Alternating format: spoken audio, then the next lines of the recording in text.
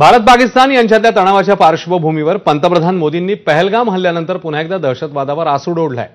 दहशतवाद आणि त्यांना पाठिंबा देणाऱ्यांविरोधात कठोर आणि निर्णायक कारवाई करण्यास भारत वचनबद्ध आहे, असं पंतप्रधान मोदी म्हणतायत। पहलगाम हल्ल्यामध्ये मरण पावलेल्यांप्रती अंगोलाचे राष्ट्रपती लॉरेन्सू यांनी दुःख व्यक्त केलं। यावेळी दहशतवादाचं समर्थन करणाऱ्यांविरोधात कडक पावलं टाकू, असं मोदींनी पुन्हा एकदा बजावलंय। पहलगाम हल्ल्याच्या दुसऱ्या दिवशी सुरक्षा विषयक कॅबिनेट समितीच्या बैठकीनंतर पंतप्रधान मोदींनी पीडितांना न्याय मिळवून देण्यात कोणतीही कसर सोडणार नाही असा इशारा दिला होता। मोदींच्या याच इशाऱ्यामुळे पाकिस्तानची धडधड वाढलेली आहे। आतंकवाद मानवता के लिए सबसे बड़ा खतरा है।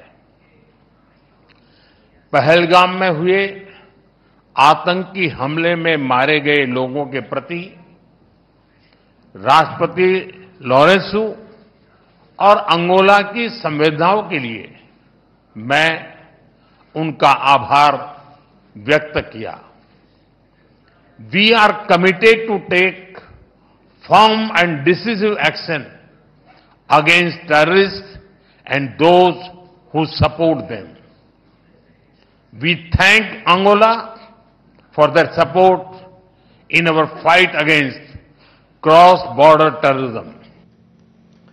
जम्मू काश्मीरचे मुख्यमंत्री ओमर अब्दुल्लांनी पंतप्रधान मोदींची भेट घेतली आहे। या बैठकीत पहलगामचा दहशतवादी हल्ला आणि त्यानंतर निर्माण झालेल्या परिस्थितीसंदर्भात विस्ताराने चर्चा झाली आहे। पहलगाम हल्ल्यानंतर ज्या उपाययोजना करायच्या आहेत त्यासाठी जम्मू काश्मीर सरकार आणि नॅशनल कॉन्फरन्सकडून केंद्र सरकारला जे सहकार्य अपेक्षित आहे ते सगळं सहकार्य करण्यास आपण तयार आहोत, असं ओमर अब्दुल्लांनी म्हटलं।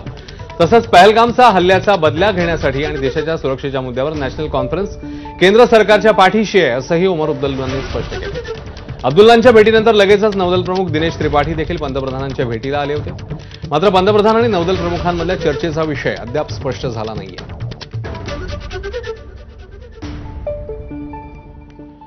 भारताकडून हल्ल्याच्या शक्यतेमुळे तंतरलेल्या पाकिस्तानने सिंधू नदीच्या पाण्यावरून दरपोक्ती केली आहे।